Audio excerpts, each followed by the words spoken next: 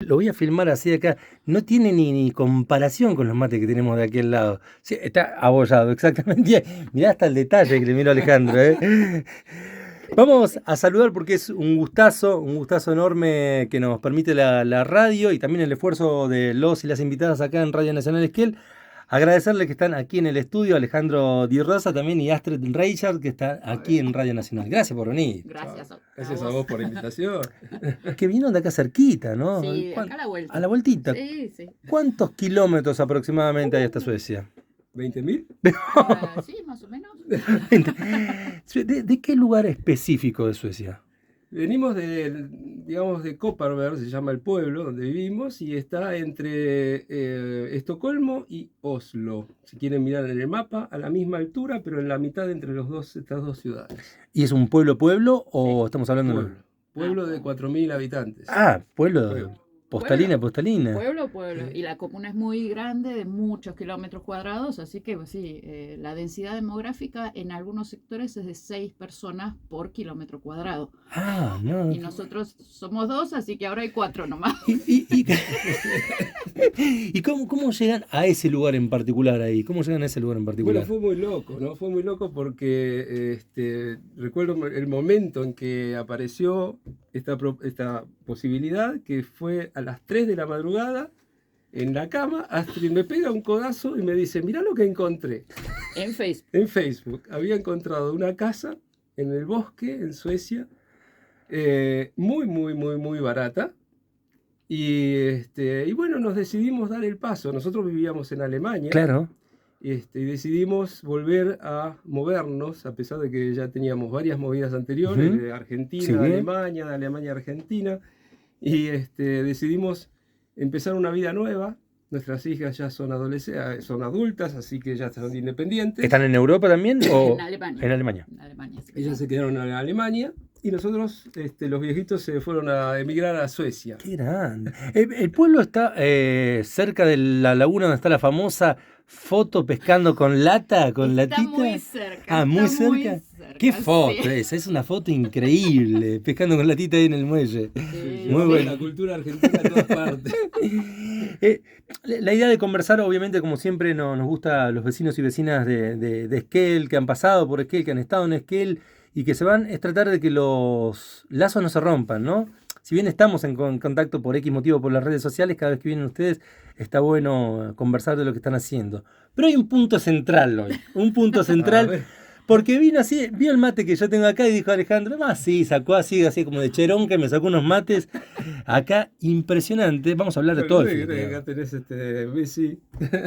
Estos mates fileteados, en este caso con Messi, fileteados por el propio Alejandro Di Rosa, acá.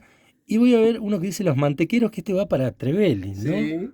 Qué belleza, qué belleza. Bueno, nuestro pasado está muy ligado a Esquel y a Trevelin, sobre todo a esta radio, porque nosotros hacíamos un programa dentro de Radio Nacional cuando vivíamos en Trevelin, que se llamaba La Vuelta al Libro en 80 páginas. Qué bueno. Estaba buenísimo. A ver, de la Biblioteca Popular de Trevelin. De Trevelin. Sí, cuando todavía no era Biblioteca Popular.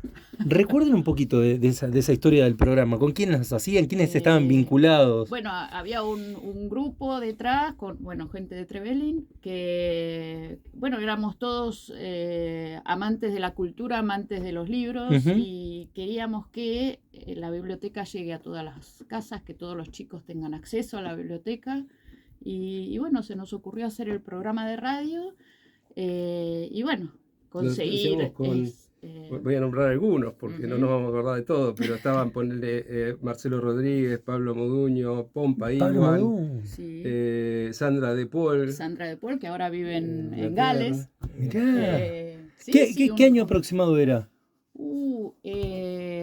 Hay una foto donde estamos con Maya. Entonces... y Maya nació en el año 94. Mirá. Así que sí, hace muchos años.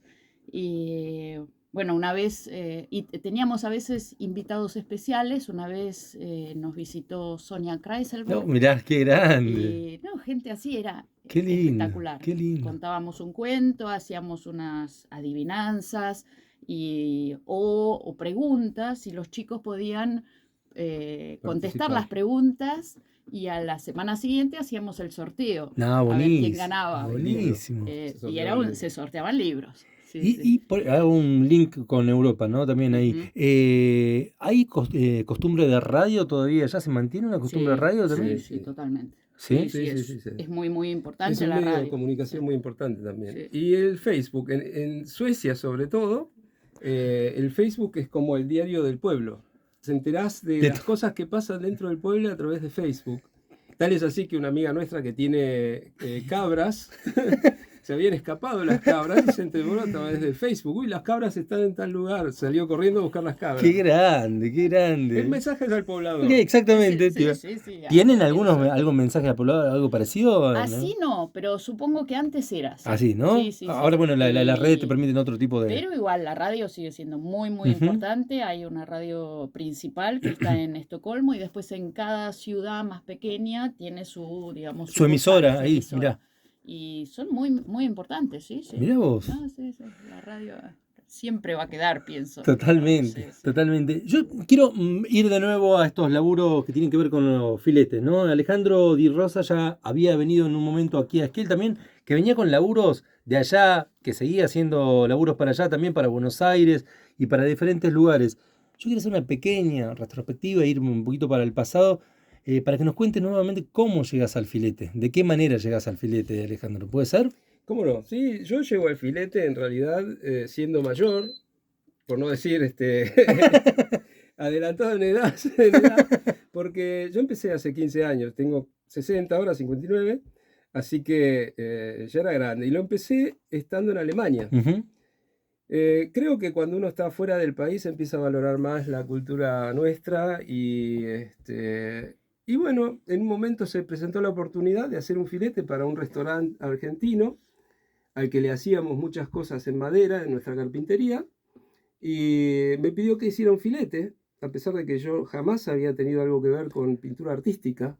Yo soy maestro mayor de obras, así que nada que ver. Hay alguna connotación, hay algún link ahí si uno lo busca, ¿no? Claro que sí, por supuesto, cuando diseñás las letras Claro. y diseñás los textos o la distribución de las cosas, siempre necesitas la matemática, digamos, el dibujo técnico, la Perspectiva. perspectiva, la ubicación en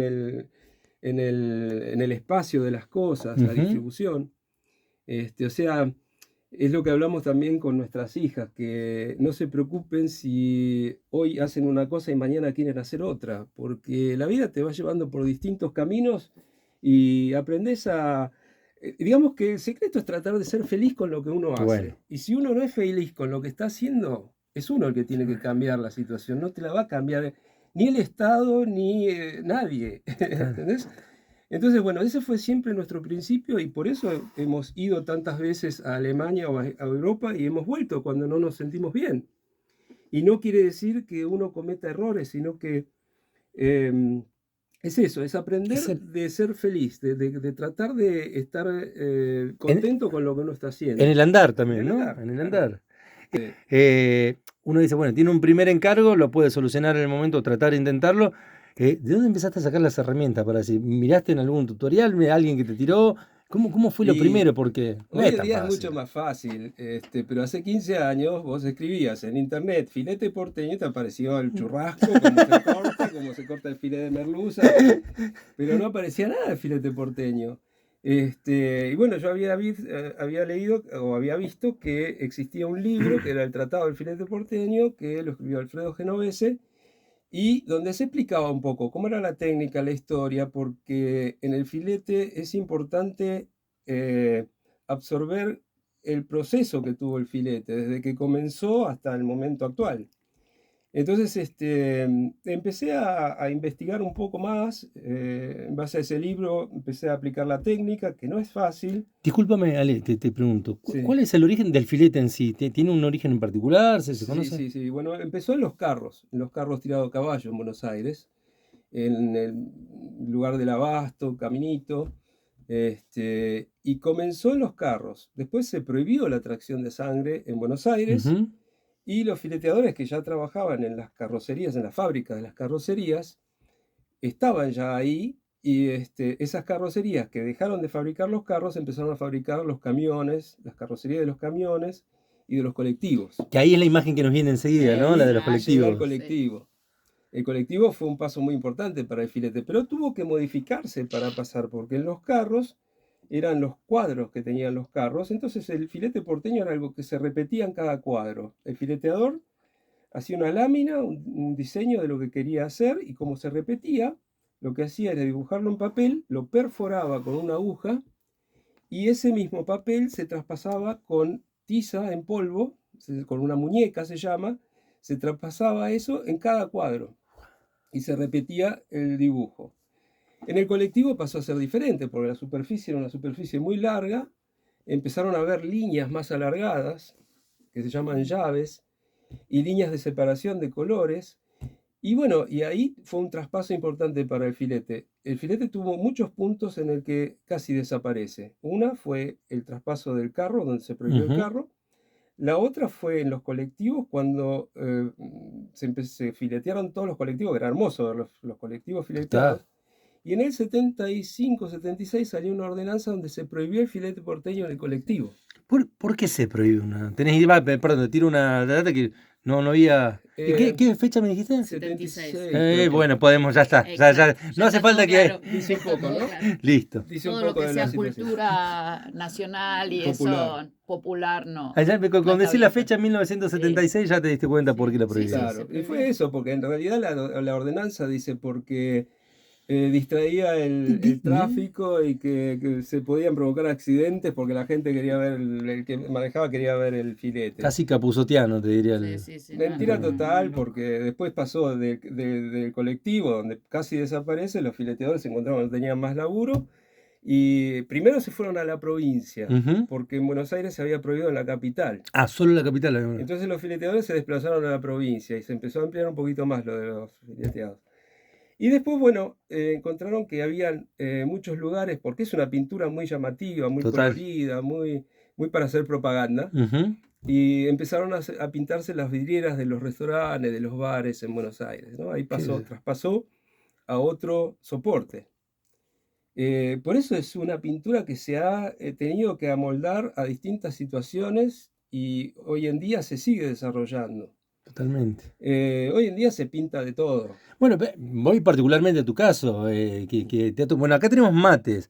¿Te ha tocado laburar en qué otra cuestión aparte, más allá de lo que tiene que ver con, por ejemplo, carteles de casas, carteles de comercios? Claro, los cartelitos son, digamos, lo que más sale, pero... ¿Está bien dicho carteles? Sí, son tablas. Se llaman tablas porque viene de la época de los carros. También, ¿no? Los fileteadores, entre nosotros, le decimos una tablita.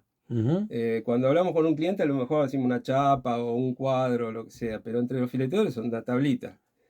Y después, bueno, a mí me ha tocado filetear de todo, cosas que no te puedes imaginar, pero he pintado... ¿Fue lo más difícil o lo que más te costó realizar?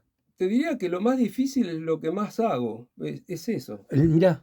El pintar un mate. El pintar un mate es lo más difícil porque en otras cosas las superficies son planas y podés hacer el diseño sobre un papel. Y podés trabajar con lápiz y borrar si no te gustó algo, hacer otra línea. El mate yo tengo que diseñar lo que quiero volcar en el mate, que en realidad es un ida y vuelta con el cliente porque los hago por pedido nada más. Es mucho trabajo y lo hago solamente por pedido. Entonces converso un poco con el cliente, trato de investigar, porque el cliente mismo a veces no sabe qué es lo que quiere y no sabe qué es lo que se puede hacer o lo que yo puedo hacer. Y en la misma conversación vas obteniendo información ahí, claro, ¿no? Y porque a mí me gusta hacer algo que sea personalizado y que el cliente se sienta identificado. El cliente suena frío, no me gusta decir cliente. No, bueno, pero se entiende. Terminamos teniendo una relación de amistad con el cliente. ¿No? Total. Y entonces yo el mate, primero le doy una mano de imprimación, que no se la ve, está acá adentro. Después va el color de fondo. Y sobre ese color de fondo trabajo con tiza a mano, haciendo el diseño que yo quiero realizar. ¿Como una especie de boceto primero con la tiza o ya marcás lo...? No, es un boceto en realidad, porque después en definitiva lo termino haciendo con el pincel. Porque imagínate que si tengo que dibujar este ciervito, dibujar este ciervito con una tiza, porque uso tiza común, no puedo hacer detalles. Entonces voy trabajando con el pincel. Y después esto tiene distintas etapas.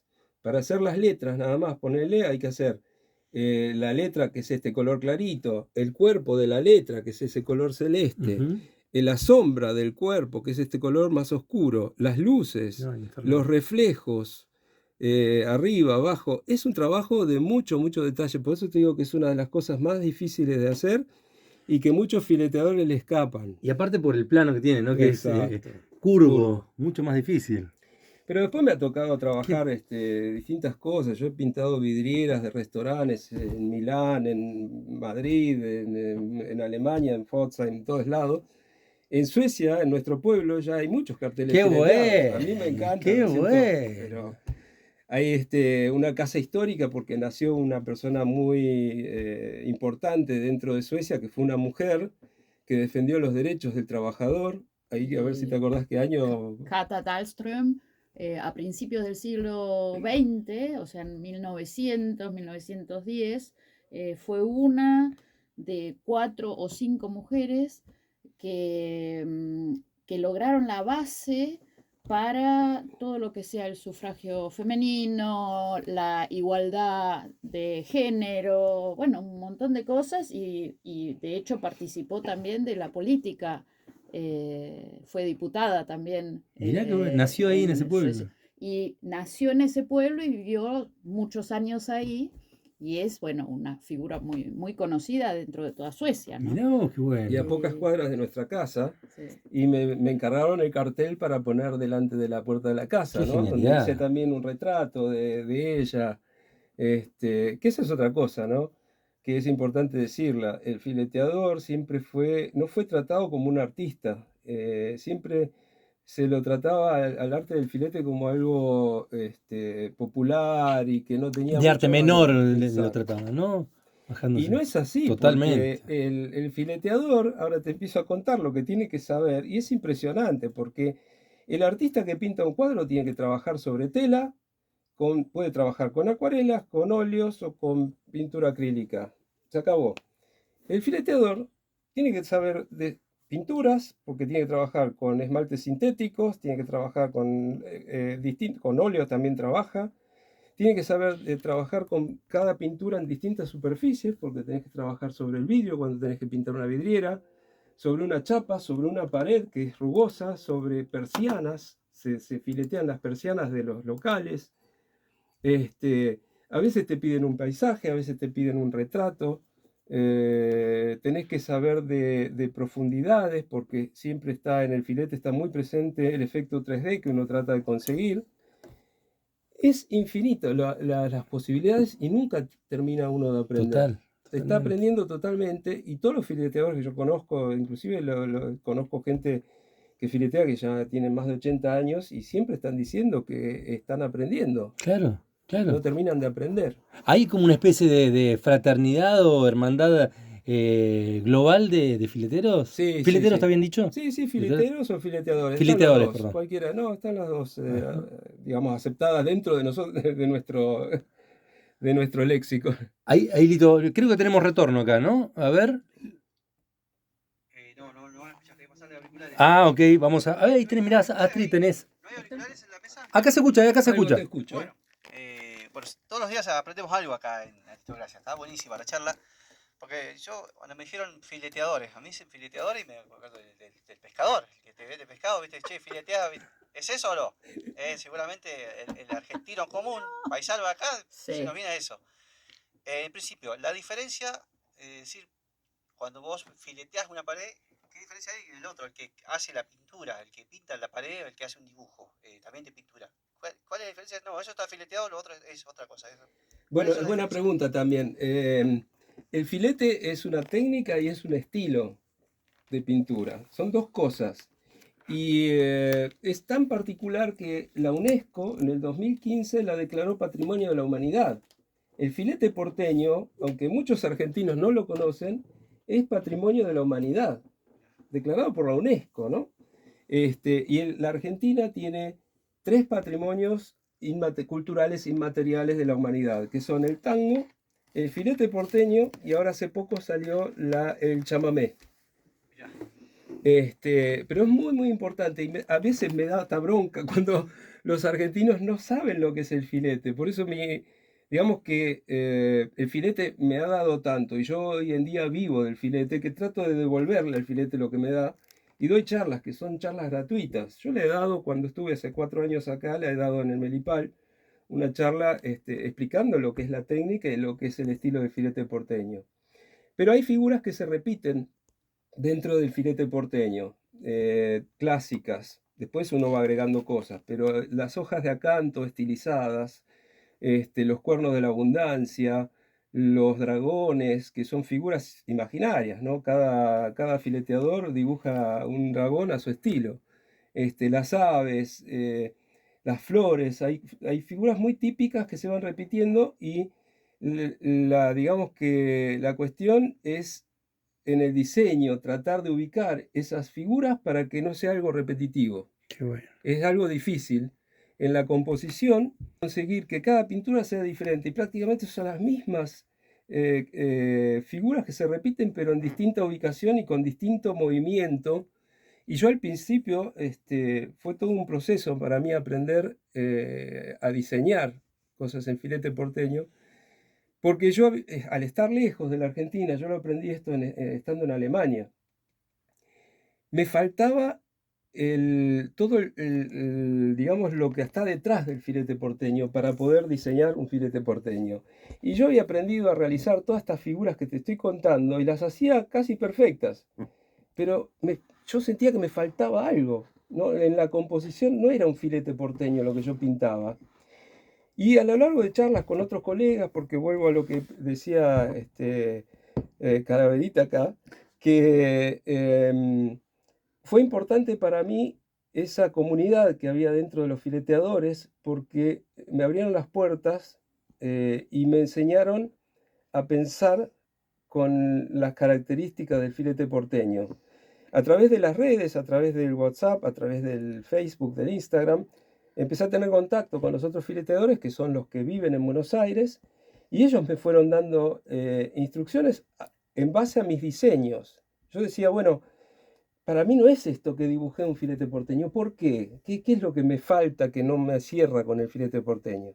Y ellos me decían, mirá, el filete porteño tiene un recorrido el diseño, y vos no podés hacer una hoja de acanto que va en este sentido y de golpe cambiarla, pierde la armonía. Y son cosas que las aprendí Detalles muy importantes. en el contacto con ellos. Son detalles muy importantes, pero que no te los dice ningún libro. Claro, claro, el oficio. Está el oficio te lo ahí. dice. Muy bueno. No sé si respondí. Más o menos está respondida la pregunta. La última. Las cuestiones, lo que manda el billete. Ustedes decís, tenés mucho laburo lo que es Europa.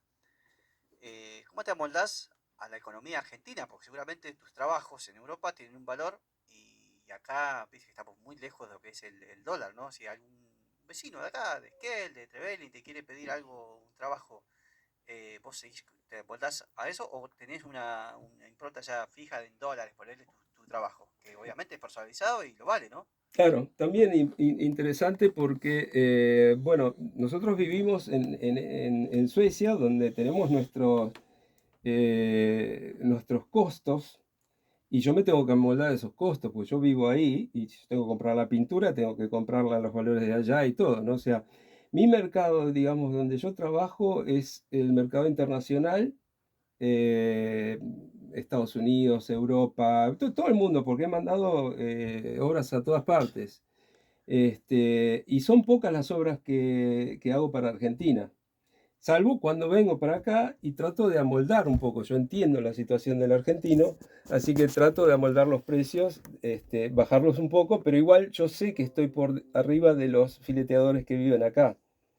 Entiendo. Quería saber eso porque por ahí hay alguno de los oyentes que quiere decir, Claro. qué interesante, quiero mandar a hacer un trabajo tal. Bueno, para tener un poquito una perspectiva de lo que puede llegar a salir un trabajo de los tuyos, ¿no? Perfecto, sí, entiendo.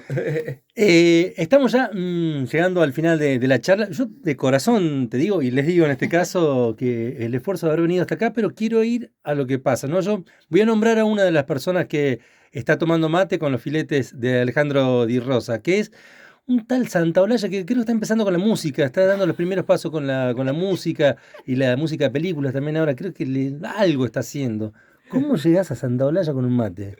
Bueno, la cuestión con el Gustavo Santaolalla fue algo también muy, muy cómico, muy raro, porque Gustavo Santaolalla fue mi ídolo de la música de mi juventud. Yo viví escuchando, bueno, Arcoíris, que fue poco la etapa de Arcoíris de Gustavo Santaolalla, pero para mí era un genio, ¿no? Y resulta que mi señora, ahora puedes contar vos la historia, ¿sabes? Porque Bueno, mi mejor amiga de primero y segundo grado, hablo del año 69-70, 1969-1970, la perdí de rastro. Y en algún momento, hará, bueno, unos 10 años atrás, dije, bueno, voy a empezar a buscarla. Por las redes, seguro. Pero bueno, tenía un apellido relativamente común, entonces era muy difícil dar con ella. Y hace un par de años, ya estando en Suecia, pensé en ella otra vez y digo, la voy a buscar otra vez. Y ella es la hija de una persona que también hizo muchísimo por la música argentina. ¿Se puede saber? Y más que nada por todo lo que sea la cultura afroamericana en Argentina, que se llamaba Egle Martin. Egle Martin empezó como vedette, pero bueno, venía de una familia con una cultura musical impresionante y tenía origen africano.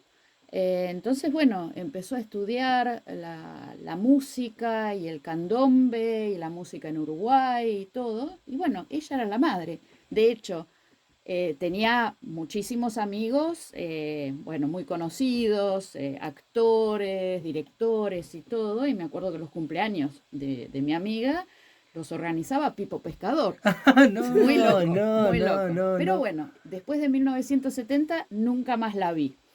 Y bueno, hace un par de años en Suecia pienso, bueno, voy a ver si es esta, Alejandra Palacios. Bueno, miro y la veo en fotos de adulta con Ricardo Darín, bueno, un montón de actores. Así que digo, bueno, puede ser. Le escribo en privado, le digo, bueno, no sé si te acordarás de mí, qué sé yo. Y me contesta, dice, claro que me acuerdo de vos y que qué lindo que hayas escrito. Y bueno, empiezo a mirar sus fotos y Alejandro al lado mío dice, para. Ese lo conozco. Le digo, no, ¿qué lo vas a conocer? Y sigo. Dice, ese es Gustavo Santaolalla. Estaba al lado de ella. Claro, es el marido. No. Loquísimo, así fue. No, estaba Muy destinado loco. a hacer que suceda eso, ¿no? Gustavo Santaolalla cumple años el 19 de agosto, el mismo día que yo. Bueno. Salvo a jugar a la quiniela ya cuando saludó. Vivió muy cerca de Hurlingham, donde vivía Alejandro. Sí, no, claro. se dieron una serie de casualidades que no son casualidades. Causalidades. Totalmente. Impresionante. Y ahí en esa conexión, bueno, el viaje debe haber sido más corto de lo que uno se puede imaginar. Claro. Ahí el mate. Y bueno, así fue. Para ir cerrando, ¿alguno de otro personaje que te haya tocado realizar algún trabajo que pueda ser conocido para nosotros y nosotras acá? Bueno, mira, Santaolalla es. los tangueros, los que son tangueros van a conocer seguramente a Miguel Ángel Soto, que es el bailarín más conocido mundialmente. El embajador del baile del tango. Exacto. Y tiene su escuela de tango y su historia del tango armada en Milán. Y de nuestros viajes, porque nosotros vamos con nuestro motorhome, que también lo tengo fileteado por Europa. Y en uno de los festivales estaba un bailarín de tango que hacía un show, y yo ni lo conocía. Y el último día, la última noche, voy a despedirme de ellos, porque nosotros teníamos nuestra mesa donde expongo y vendo mis obras en esos festivales. Y me voy a despedir de él. Entonces digo, le voy a dejar un flyer, un proyecto mío. Y yo me acuerdo que estaba ahí sentado en la mesa y yo vengo de atrás y le digo, bueno, la verdad que te felicito por el show que hiciste, qué sé yo, y te dejo mi folleto. Lo mira y me dice, ¿me estás jodiendo? Digo, no, ¿por qué? ¿Sos fileteador? Me dice, estoy buscando un fileteador que quiero que me venga a filetear, estoy haciendo un restaurante, una parrilla argentina, y quiero a alguien que me venga a filetear el restaurante. Dice, te venís ahora conmigo. Nosotros estábamos volviendo de España y ya queríamos llegar a casa, claro. en Alemania. Y digo, no, discúlpame, pero no puedo ir ahora, estoy muerto. Dame un Hace 3 changüí. meses que estoy dando vueltas y le digo, dame una semana, llego a casa y hablamos. Dale, en una semana te llamo. En una semana me llama de Milán, yo en casa. Dice, bueno, te venís el lunes, era un viernes. Y digo, pará que tengo que consultar con mi señora, ¿viste? Porque si no se me arma. Y así fue que me dijo de ir y le pinté. Todo el restaurante tiene una parrilla que está también atrás de un vidrio como acá. Y le hice un telón. O sea, el parrillero está atrás del telón. No, mortal. Le pinté 20 mesas con detalles en las esquinas, le pinté en las paredes, un mueble, el espejo del baño, bueno, de todo. Qué le hice. bueno, Estuve qué ahí bueno. y fui 2 veces a pintarle a él. Bueno, Miguel Ángel Soto. Alejandro va a estar aquí junto a Astrid unos días, bastantes días acá en Esquel. ¿Hay posibilidad de que hayan encargues, por lo menos para que queden los pedidos aquí? ¿Cómo pueden hacer para encargarte laburos? Bueno, mira, yo tengo mis redes, que a través de mis redes me pueden contactar tranquilamente. Instagram, el nombre es Filetes Alejandro Di Rosa. Tengo un Facebook que es el nombre mío, Alejandro Di Rosa, y tengo un canal de YouTube también. Excelente. Que al que le interesa, en el canal de YouTube tengo también listas, ¿cómo se llaman? Playlists, Sí.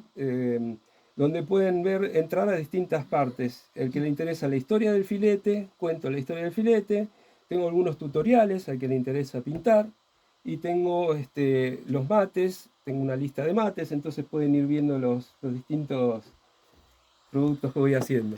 Bueno, tenés el filete patagónico, el filete, no, perdón, filete porteño, filete europeo y filete patagónico, que no sea el dragón famoso, que seguramente es un estandarte de Patagonia en lo que es la cuestión celta, pero ¿hay otra filete, hay una posibilidad de un filete patagónico a futuro? Bueno, posiblemente. Pues es que cada fileteador va desarrollando su estilo y siempre se van sumando cosas. Y yo en este momento, como estoy viviendo en Suecia hay una pintura que es también parecida. En todo el mundo es increíble cómo el ser humano, a pesar de las distancias, porque en esa época no estaban tan ligados, tan globalizado todo, y en cada rincón nacen cosas parecidas. Y en Suecia hay un estilo que se llama Queerbits y es un estilo parecido, no es lo mismo, y te puedo también dar razones porque no es lo mismo, pero son parecidas y yo trato de funcionarlas, las dos. Así que, ¿quién te dice? Por ahí después en un futuro se llama un filete patagónico. Qué grande. Bueno, acuérdense por las redes, Alejandro Di Rosa en Facebook, también en Instagram, pero está como Filetes Alejandro Di Rosa. Muchas gracias por el esfuerzo de venir. Gracias a vos, ha sido un placer, siempre un placer venir acá a Radio Nacional, que es nuestra casa. Totalmente. Sí, gracias, Astrid, Mauro. gracias, muchas gracias. Yo no puedo con mi genio antes de despedirnos. ¿Te han vinculado, a mí me gustan mucho los parecidos, ¿te han vinculado alguna vez con alguna otra persona parecida? Folclorista, se me viene un folclorista, ya no está entre nosotros. No sé, hoy estábamos hablando que en Inglaterra se acercó alguien a preguntarme si era tal.